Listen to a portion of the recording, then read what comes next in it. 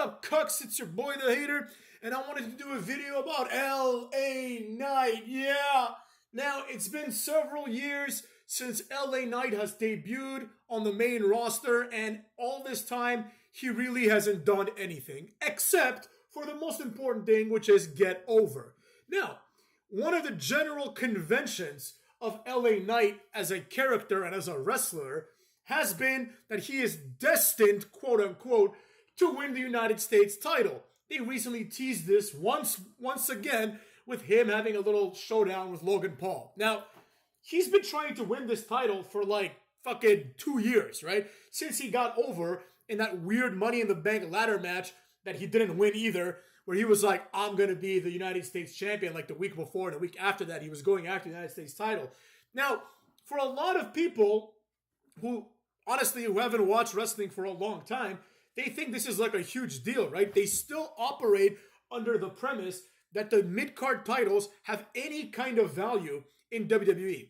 LA Knight has been like in the main event picture on and off for a while now. So him going after the US title is not this huge achievement.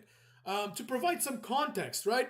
I remember when Kofi Kingston debuted back in 2005 or some shit like that, right? He's been there for 20 years. Doesn't really feel like it, but he's been there for a fucking minute. Now, when Kofi Kingston debuted, I think it was around that time, I remember thinking like, oh, is this guy going to be a jobber? Is he going to be like a tag guy? Or is he going to maybe occasionally win the Intercontinental title, right?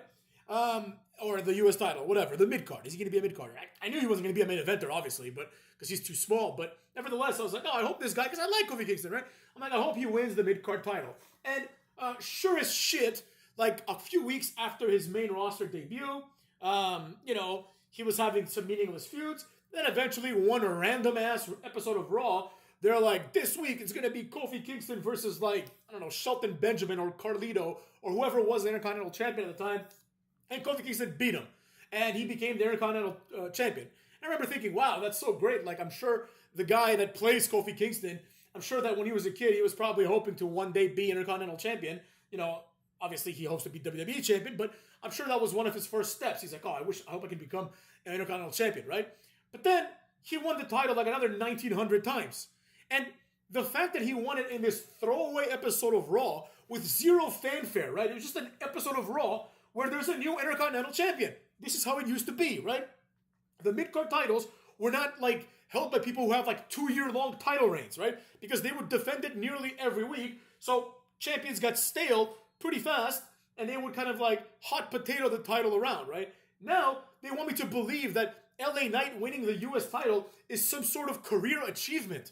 Right? Absolutely not. How can one man's career achievement be something that Kofi Kingston does on a throwaway episode of Raw? Just randomly, on a random-ass Raw, you can have a new Intercontinental Champion, right? Now, another thing that kind of circumvents this point was there was this little-known feud between Cucky Rhodes back in the day and the Big Show. And the purpose of the feud was basically to explain why Big Show is even going after the Intercontinental title, right? It's because it's the only title he's never held, right? So he beats Cody Rhodes at WrestleMania and wins the IC title, right? And it's supposed to be this moment for the Big Show, right? But Big Show, 15 years before that, he was in the main event. He skipped the IC title because he's the Big Show. The IC title is for people like MVP and Evan Bourne. It's not for people like Big Show, right? Same thing with the US title, right? The US title is perfect for someone like Gunther or perfect for someone like Logan Paul. The first of which is a mid-card jobber, and the second of which is a part-time celebrity. So that's the way to use the US title. The US title is not supposed to be this prestigious title that is given to a wrestler, right? Because then what's going to happen is, or what could happen, and probably what will happen, is once LA Knight becomes the US champion, which at this point it seems inevitable, then his mentality, if you will, is going to shift. It's going to shift into something else. It's going to shift into this I'm going to be a fighting US champ. You know what I mean? And with all that in mind, if he's going to be a fighting US champ, then all we've done is create another Gunther, right? Now, Gunther might win the King of the Ring, but who gives a shit? It's like a meaningless tournament at this point. The last 4 King of the Rings have done absolutely nothing, and Gunther will also do absolutely nothing. Gunther is going to be just another, the next guy in the mid-card King of the Ring winners. Wade Barrett and Xavier Woods and, people like that, right? But, I digress. The point here is about LA Knight. Yeah. But it doesn't really matter because the entire point about this feud and about this accolade that he's going to get, which he's getting like several years too late, is that this is where he belongs, right? He belongs in this mid-card situation. And while I don't think that LA Knight is the next Rock or the next Austin by any means, he obviously is better than the vast majority of the current roster because number one, he looks the part. Number two, he's great on the mic. And number three, he has a distinct finisher and other memorable moves. And given that he's a big, strong guy, a lot of his moves, not his finisher, but because his finisher, he has to hit on everybody, but a lot of his other moves are moves that involve him actually using his strength, picking people up and throwing them around, right? Like that little reverse power slam thing that he does where he just like gets the guy on like the front power slam and then he drops the person backwards while he falls backwards, or the little really quick scoop slam power slam thing that he does. Like these are moves that are like memorable moves and they are indicative of a wrestler who's strong. So he's got all the tools, right? The only thing that's not on his side is age, right? But, you know, like that's fine. He can still have like a short title run. Like, I mean, Cody Rhodes is also old, but for some reason, it's kind of weird how like age becomes a factor for some wrestlers, but not for others, right? Like I remember when Mickie James came back, they're like, oh, she's too old. And it's like Asuka's like a year younger than her, and she's just starting her career, and she's like undefeated, right? Same thing with Shayna Baszler. She's just starting her career in her like late 30s, and she's undefeated, and it's supposed to be this big deal, but her age never gets mentioned, right? But like the age of some wrestlers gets mentioned. I guess it's like the wrestlers that like have already achieved a lot, you know. So like Mickie James was champion when she was in her 20s, so now she's in her 30s. So it's not really age. It's more like, oh, she's been around a long time, right? And they want to explain that now Asuka is better than her for some reason, right? But anyways, the point is, this idea that we've elevated the mid-card title as some sort of moment-making situation is absurd because nobody cares about the mid-card title, right? The next mid-card champion could very well be Ricochet, right? In a throwaway, meaningless match that he wins on SmackDown. That's what the mid-card title is all about. It's always been about, like, it's basically the TV title, right? It's a title that you're guaranteed to see defended all the time on Raw and SmackDown. That's how it used to be. Now it's presented as like this prestigious title, but the problem is no prestigious challenger ever goes after it, right? Like the fact that Randy Orton, for example, is in the King of the Ring is something they need to like really, really hype up, right? Because the entire premise of Randy Orton being in the King of the Ring is that Randy Orton is fucking Randy Orton. You understand what I'm saying? He is Randy Orton. So by virtue of him being Randy Orton, he elevates the King of the Ring, which is a bullshit, boring, like, you know, jobber tournament. So this is something that they haven't really like focused that much on.